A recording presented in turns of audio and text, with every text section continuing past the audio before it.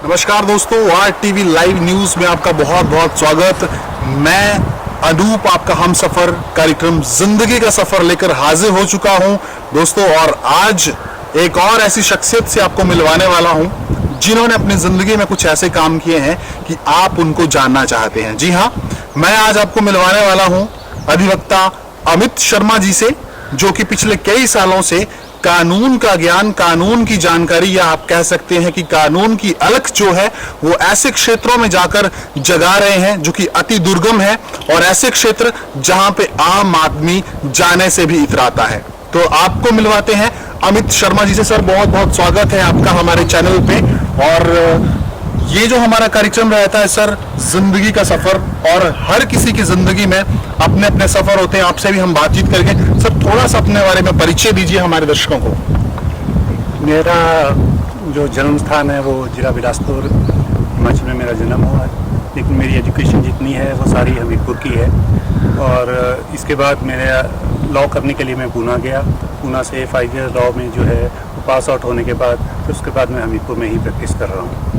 जी sir, आप अधिवक्ता हैं, प्रैक्टिस आप कर रहे हैं हमीरपुर में, और इस प्रैक्टिस के साथ साथ चलिए हम बात करेंगे जो आप कानून की जानकारी देते आ रहे हैं पिछले कितने सालों से। सर थोड़ा सा देखिए, परिचय आपने बता दिया, शिक्षा भी बता दी, कहाँ से आपकी शिक्षा हुई और किस तरह से आपने विधि में शिक्षा ग्रहण करी है। सर थोड़ा सा अपने परिवार के बारे में अगर आप बताना चाहें, जिनसे आपने ये प्रेरणा ली, कैसे आप लॉ में आए, थोड़ा सा बताइए हमारे दर्शकों को। मेरे जो दादाजी थे वो लीड राइटर अर्जुन मिस थे यहाँ जयपुर में जी। और पिताजी मेरे पहले टीचर थे, लेकिन बाद में उन्होंने भी जो है लॉ की पढ़ाई करने के बाद हमीरपुर कोर्ट में ही जो है प्रैक्टिस की है जी। और माताजी मेरे जो हैं वो एजुकेशन डिपार्टमेंट से डिप्टी डायरेक्टर एजुकेशन रिटायर हुई हैं, और धर्मपत्नी जो है मेरी वो डॉक्टर हैं जी, और 2 मेरी बेटियाँ हैं। चलिए सर, बहुत बढ़िया। बहुत परिवार के बारे में एक छोटा सा क्वेश्चन मैं आपसे पूछना चाहता हूँ। आपकी अच्छी कद काठी है मेरी तरह, मैं आपको बताऊं, देखिए हल्का फुल्का होना चाहिए।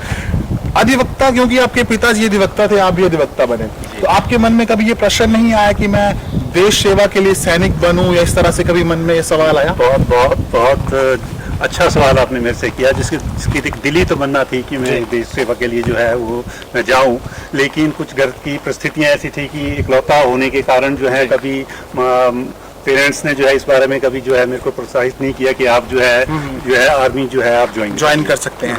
मीन्स कि आपके मन में कहीं ना कहीं चीज थी, और अभी भी है देश सेवा की भावना। चलिए, देश सेवा अगर आप अपने माध्यम से कैसे भी करते हैं तो वो देश सेवा ही है।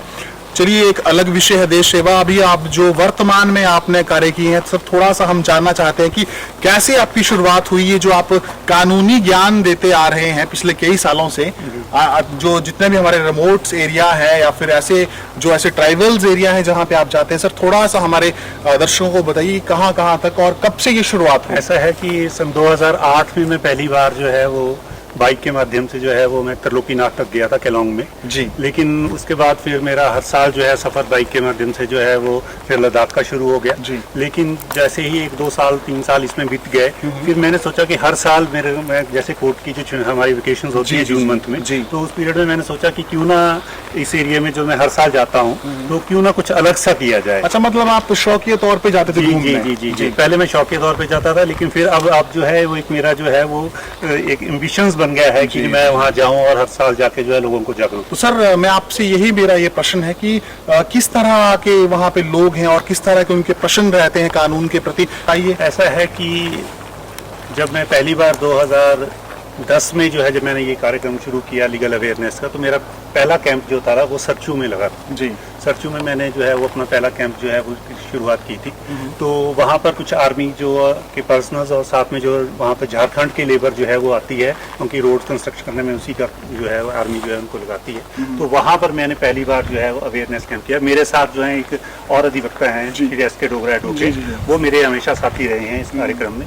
तो हमने वहाँ जाके जो है वो पहली बार लीगल अवेयरनेस का कैंप किया। एक्चुअली उन लोगों के साथ एक बड़े वो गरीब परिवार से वो लोग जो है वो मजदूरी करने के लिए जो है आर्मी के थ्रू कॉन्ट्रैक्टर के थ्रू जो है वो लोग आते हैं। तो वहाँ पे उन लोगों की समस्या, सबसे बड़ी समस्या तो जैसे लेबर लॉ के बारे में जो है उन लोगों को कोई जानकारी नहीं थी। जैसे कंज्यूमर एक्ट हुआ, उनको कोई जानकारी इस बारे में नहीं थी। मोटर एक्सीडेंट अक्सर उस पीरियड के अंदर जो है पूरे भारतवर्ष से जो है वो टूरिस्ट जो है वो वहाँ पे घूमने के लिए आता है। तो वहाँ पे जो है अक्सर जो है लोग में रोड एक्सीडेंट वगैरह उस पीरियड में होते हैं, उस उन्हीं पीरियड्स में होते हैं। तो लोगों को उसके बारे में जानकारी जो है मोटर एक्सीडेंट क्लेम ट्रिब्यूनल में आप कैसे केस कर सकते हैं, कहाँ केस कर सकते हैं, उस बारे में जो है वो जानकारी जो है हमने देना शुरू किया। तो सर देखिए, आपने बताया कि आप बाइक से जाते हैं, तो सर कैसे ये सफ़र रहता है और कहाँ से होके ये सफ़र रहता है, थोड़ा हमारे दर्शकों को बताइए, कभी उनका भी मन हो इन जगहों पे जाने का। देखिए कि हमीरपुर से हमारा सफ़र स्टार्ट होता है, सुबह 6 बजे के करीब में हमीरपुर से निकलता हूँ और शाम को, अब इतने साल अरसे हो गए मुझे जाते हुए,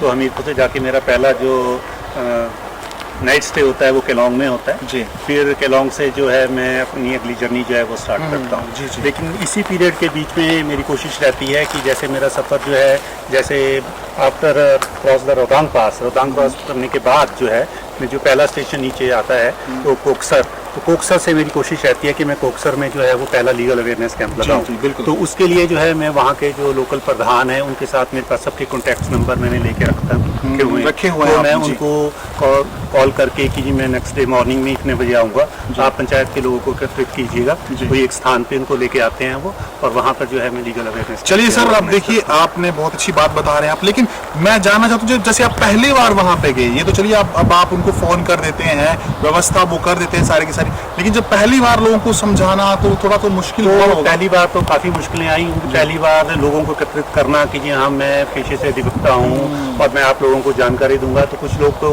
हिचकिचाते थे आने से कि जी हम नहीं आएंगे, लेकिन फिर आस्ते आस्ते जो लेबर क्लास के लोग हैं वो एकत्रित होने शुरू हो गए कि ठीक है कुछ हमारे के लिए बता रहे हैं। हमारे बाद मैंने स्कूल्स जो है वो पकड़ने शुरू किए, स्कूल्स में जाके जो है वो वहाँ पे जाके जो है वो कैंप्स लगाने जो है। जी, यानी धीरे धीरे बच्चों में भी आपने ये चीजें डालने की कोशिश करी कि कानून नाम की कोई चीज है और कानून के जरिए आप अपने अधिकारों के बारे में जान सकते हैं, अपने कर्तव्यों के बारे में जान सकते हैं। एक और प्रश्न मेरे मन में उत्पन्न हो रहा है सर, अभी एट प्रेजेंट की हम बात करें जिंदगी के सफर की, तो उसमें थोड़ा सा अगर आप बताना चाहिए किन पदाभारों पे आप हैं और क्या क्या आपके मन में चीजें रहती हैं करने की, भविष्य के क्या आपके सपने हैं जिनको आप करना चाहते हैं, थोड़ा सा अभी प्रेजेंट के बारे में बात करते हैं। थोड़ा प्रेजेंट के बारे में बात कर लेते हैं। तो जैसे कि आपने सभी को दर्शकों को बता ही दिया है कि मैं पेशे से अधिवक्ता हूँ और हमीरपुर बार एसोसिएशन में भी पिछले 5-6 सालों से मेरे भिन्न पदों पे जो है मैं रहा हूँ। भागीदारी रही है, भागीदारी रही है मेरी यहाँ बार एसोसिएशन हमीरपुर में जी। और जो मेरी कोशिश है वो अब अवेयरनेस के लिए ही मेरी कोशिश जो है वो लगी हुई है। सर थोड़ा आपने बताया कि आप बार एसोसिएशन में आपने पदभार बहुत सारे ग्रहण करे, तो इस तरह से कोई देखिए कहते हैं कि हर समाज सेवी राजनीति नहीं करता और हर राजनीतिज्ञ समाज सेवा नहीं करता, ऐसा कहते हैं। तो कभी आपके मन में भी ये प्रश्न उठा कि मैं समाज सेवा तो बहुत हो गई, अब मुझे राजनीति की तरफ जाना चाहिए, या कभी आपके मन में आया? क्योंकि हर आजकल के परिप्रेक्ष्य में हम देखते हैं हर तीसरा इंसान जो है वो अपने को पॉलिटिशियन समझने लग जाता है, तो कभी इस तरह से मन में आया कि समाज सेवा तो बहुत होगी और मुझे राजनीति में जाना चाहिए? जी, ऐसा कोई इच्छा मेरे मन में कभी जागरूक नहीं हुई। मेरी इच्छा जो है वो समाज सेवा करने की ही है और लोगों को जो है ज़्यादा से ज़्यादा जो है जागरूक करने की इच्छा है, स्पेशली जो रिमोट एरिया चाहे हिमाचल के हैं चाहे कश्मीर के हैं, इस एरिया में जो है मेरे लोगों को जागरूक करने की इच्छा जो है। जी, तो सर कभी चाइना की बाउंड्री पे जाने का भी आपको मौका मिला? जी हाँ, चाइना की बाउंड्री जो है मैंने जम्मू कश्मीर की तरफ से भी जो है उसको कवर किया है और हिमाचल की साइड से भी उसको कवर किया है जी। तो जम्मू कश्मीर की साइड जो है वो चुमार जो है एरिया जो है जो चाइना का लगता है, उसके साथ कौरजौक एक गांव पड़ता है, वहाँ पर मैंने जो है लीगल अवेयरनेस कैंप्स किए हैं और वहाँ पर जो नोमैटिक लोग होते हैं जो कि स्पेशली जो घुमक्कड़ जिनको कहा जाता है, घुमक्कड़ों का जो घुमक्कड़ जब निकल जाते हैं तो नोमैटिक लोग, उनके बच्चों का लिए एक स्पेशल स्कूल है वहाँ पे, तो वहाँ पर जाके भी जो है मैंने जो है वो लीगल अवेयरनेस कैंप जो है उनके वहाँ पे लगाया हुआ है, उनको भी जानकारी आपने दी? जी। तो और इसके साथ साथ ही वहाँ पे कुछ खास आपने ऐसी जगह देखी हो या कोई आप बताना चाहते हो कि कोई ऐसा कोई स्थान हो वहाँ पे? जी बिल्कुल। जब हम लोग स्पेशली लद्दाख में जाते हैं तो लद्दाख जो है अछूता रह जाता है यदि हम 4 आर्यन विलेज जो हैं उनको ना देखें। 4 जो है वो आर्यन गांव है वहाँ पे, तो सर बताइए थोड़ा सा कौन कौन से हैं वो 4 गांव जो हैं? वो है दा, हनु, गुरखुन और दारचिक। जी, ये 4 गांव हैं, ये बिल्कुल दा, हनु, गुरखुक और दारचिक। ये चारों गांव जो हैं ये बटालिक सेक्टर में पड़ते हैं। तो वहाँ पर ये प्योर आर्यन जो है वो अभी जो है वो वहाँ पे जो है फैमिली जो है वो रह रही हैं। तो एक हमारा जो दो फ्रेंड जो है, जो कि डीसी ऑफिस जो है वो ले में एम्प्लॉई हैं, इनका नाम टुंडुप है। ओके। जो टुंडुप जो है वो बेसिकली आर्यन है, तो उनसे हमारी एक बार मुलाकात मेरी जो है, और एस के डोगरा जो मेरे साथी थे उनकी मुलाकात हुई।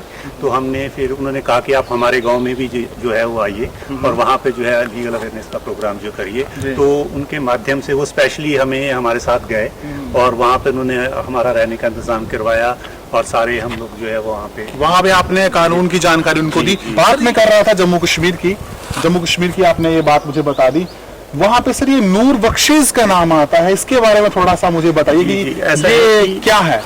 जब मैं इतने सालों से उस एरिया में जा रहा हूँ तो फिर मैंने कोशिश की कि क्यों ना इसके बारे में कुछ स्टडी की जाए।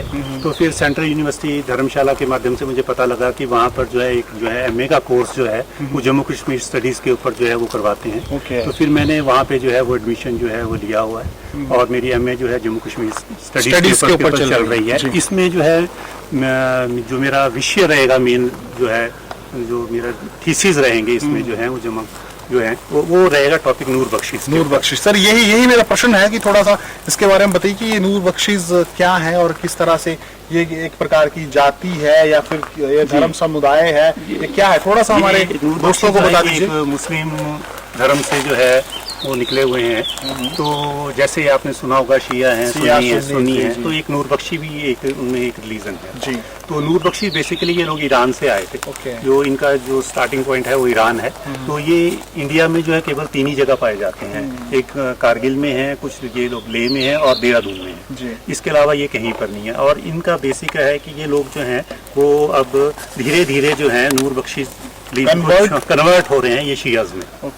शिया में कन्वर्ट हो रहे हैं क्योंकि इन लोगों को एड जो है यहाँ पर नहीं है, इनके मदरसे यहाँ पर नहीं है और इनकी मस्जिदें भी जो है वो कम है। बेसिकली ये ईरान से हैं जैसे कि आपने बताया, और कन्वर्जन जो है वो इनमें लगातार हो रहा है। लेकिन ये कन्वर्ट जो हो रहे हैं वो मुस्लिम में ही कन्वर्ट हो रहे हैं, किसी और रिलीजन में नहीं जा रहे हैं। सर कुछ और अपने जीवन के बारे में कुछ खास कोई ऐसा लम्हा आप बताना चाहते हो या फिर आपके जो अभी भविष्य को कोई और कुछ सपने हों, जैसे कि मैंने आपसे पहले भी पूछा था, मैं आपको वहीं लेके आ रहा हूँ एक्चुअली, कोई आपके मन में राजनीति का कोई सपना हो इस तरह से? जी नहीं, राजनीति का तो कोई सपना नहीं है, समाज सेवा ही जो है वो। तो मैं समझता हूँ कि राजनीति भी देखिए समाज सेवा का ही माध्यम है, तो क्यों ना आप राजनीति में ना? नहीं, मैं राजनीति से जो है वो दूर ही रहना चाहता हूँ जी। मतलब तो चलिए ये बातचीत हमारी चल रही है सर, और इसके बीच में मैं आपसे एक थोड़ा सा हल्का फुल्का प्रश्न मेरा और भी रहेगा सर। सबसे ज्यादा खुशी वाला पल आपकी जिंदगी में कौन सा रहा, और कोई ऐसा पल हो जब आप बहुत दुखी हुए हो, थोड़ा सा बता दीजिए हमारे दोस्तों को, क्योंकि बातचीत तो हमारी चलती रहेगी इस विषय पर। जो खुशी का पल है वो तो अब तो खुशी का पल जो है वो थोड़ा अलग तरह का आ गया है जीवन के इस पड़ाव में, उस उम्र के इस पड़ाव में। तो अब तो ये है कि लोगों को ज्यादा से ज्यादा जागरूक करने में ही मेरे को ज्यादा से ज्यादा मजा आता है, आपको आनंद मिलता है। और दुख का पल जो आपने बोला कि आप दुख का पल भी आप शेयर कीजिए। दुख का पल ये जरूरी नहीं है दुख का पल ये है कि मेरे को ये चीज जो है ये इतना लेट जो है ये ज्ञान प्राप्त हुआ कि मैं लोगों को इस तरह की मैं अवेयर कर सकता था जो मैं इतना लेट जो है। बहुत बढ़िया कहा आपने, फिर भी आप बहुत अच्छा काम कर रहे हैं। मैं अपने दर्शकों को बताऊं, पिछले कई सालों से ये हर साल जाते हैं और बाइक के माध्यम से जाते हैं, और देखिए बहुत कठिन होता है इतनी दूर जाना, लोगों को इकट्ठा करना, एकत्रित करना, और हर दिन जो है वहाँ पे ये लोगों को अवेयर करते हैं, ज्ञान देते हैं, कानून के बारे में जानकारी देते हैं। पेशे से अधिवक्ता है, मैं मान सकता हूँ कि जानकारी इनके पास होती है, लेकिन फिर भी लोगों तक ये बातें पहुँचाना थोड़ा सा मुश्किल होता है। सर मेरा अंत में आपसे यही प्रश्न है कि हमारे जो दिखने वाले दर्शक हैं, श्रोता हैं या फिर दर्शक हैं, उनके लिए मेरा यही प्रश्न है कि कोई आप ऐसा संदेश देना चाहते हैं उनके लिए जो कि प्रेरणादायक हो, क्योंकि हमारा जो प्रोग्राम है बेसिकली हम लोग यही चाहते हैं कि इसमें हर एक वर्ग का हमारा दर्शक जुड़ता है। तो हमारे नवयुवकों के लिए, हमारे नवयुवतियों के लिए, या जो भी इस वक्त हमें देख रहे हैं उनके लिए कोई संदेश आपकी तरफ से? देखिए मैं तो यही कहना चाहूंगा कि किस हद तक जाना है ये कौन जानता है, किस मंजिल को पाना है ये कौन जानता है। जिंदगी 2 पल की है, जी भर के जी लो यारो, यहाँ कब बिछुड़ जाना है कौन जानता है। वाह वाह, बहुत खूब कहा आपने कि जिंदगी को अपने सलीके से जियो, जिंदगी को अपने आनंद से जियो, और जिंदगी तो जिंदा दिली का नाम है, और बस इसको आपने जीना है बड़े मजे के साथ, आनंद के साथ। यही इनका आज का संदेश है। तो ये थे आज हमारे साथ अधिवक्ता अमित शर्मा जी, सर बहुत बहुत धन्यवाद आपका, बहुत बहुत शुक्रिया। तो दर्शकों, फिर आएंगे एक नए कार्यक्रम के साथ। फिलहाल अपने जिंदगी के सफर कार्यक्रम के इस हम सफर अनूप को दीजिए अनुमति। नमस्कार।